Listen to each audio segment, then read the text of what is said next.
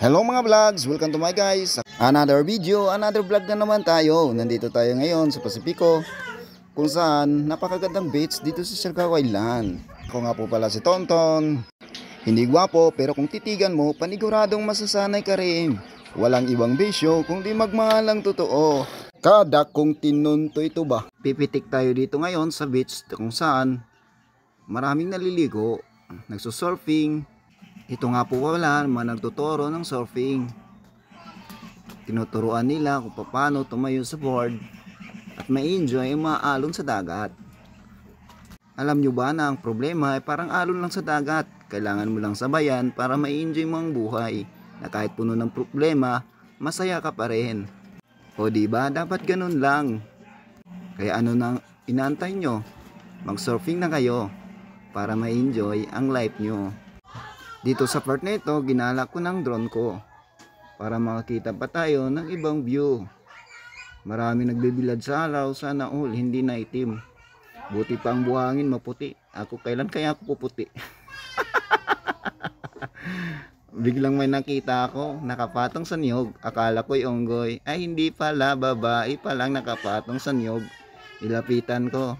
Kaso lang biglang umatras ako, baka mapagkamalan nang bubuso ako. Alam niyo naman, may mga tao na sobrang sensitive. Napatingin ka lang, iba na ang iniisip. Kaya ginala ko na rito ang drone ko. O tingnan nyo, puting-puting buhangin. Pero ang nagbibideo, kailan kaya puputi? Biglang may nakikita ko dito, nagpipicture ba to? O nagtitiktok? Dalawa sila rito.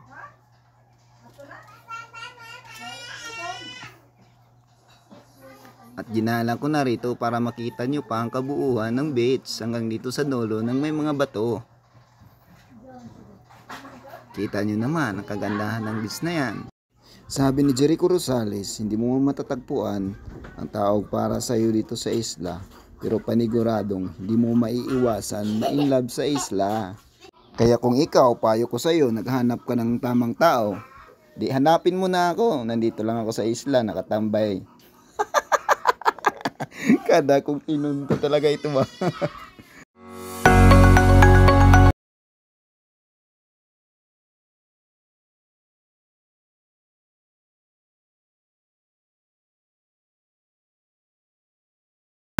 Sa part na ito, bumalik ako. Ganon talaga minsan ang buhay. Hindi natin inaasahan, may mga bagay na kailangan natin balikan. Huwag yun ang pansinin yung tilaok ng manok. Mayat mayat kakatain ko na din yan. Sobrang ingay eh. Lalo na't wala kaming uulamin mamaya.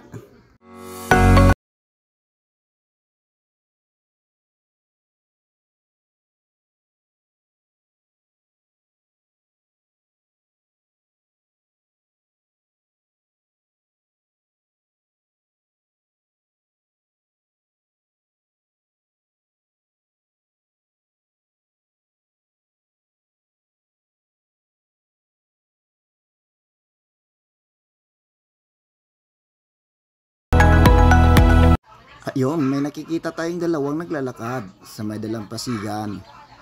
Nilapitan ko, akala ko sinong buntis. Ay, pamangkin ko pala at bayaw ko. Kakaway pa yan ngayon. Ayan na, kakaway na siya. Oops, doon tayo sa unahan. May napapansin tayo rito, naliligo. Kaya pipitikan naman natin sila rito. Huwag yun nang pansinin yung mga tilaok ng manok. Dahil sa sadyang ganyan talaga. At may katabi pa ako, naglalaro ng email pero talo naman. Dito may nakikita kong batang naglalakad sa buhanginan. Kaya nilapitan ko siya. Banding, magpamilya, sana may ganyan. Walang ibang sayang mararamdaman talaga kapag pamilya mo ang kabanding mo.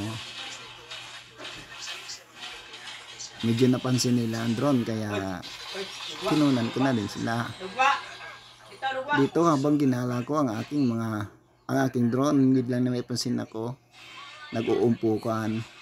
Nagtatagay pa lang mga ito. Tag nyo na lang kung sino ang mga to.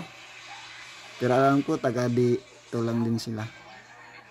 Nilapitan ko kasi medyo inano nilang doon, napapansin nilang doon. Parang may birthday ata rito sa umpukan nila.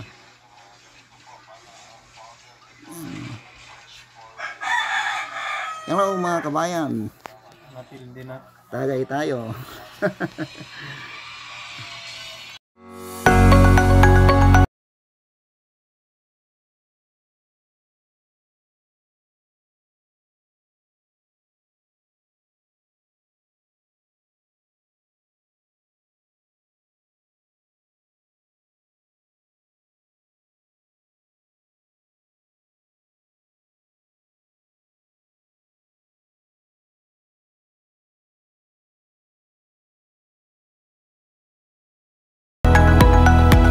Dito na may napansin ako, tatlo sila. Kakaibang talent nung isa, nakasisid siya sa dalawang dangkal na dagat lamang. 'Di ba? Kakaibang talent niya.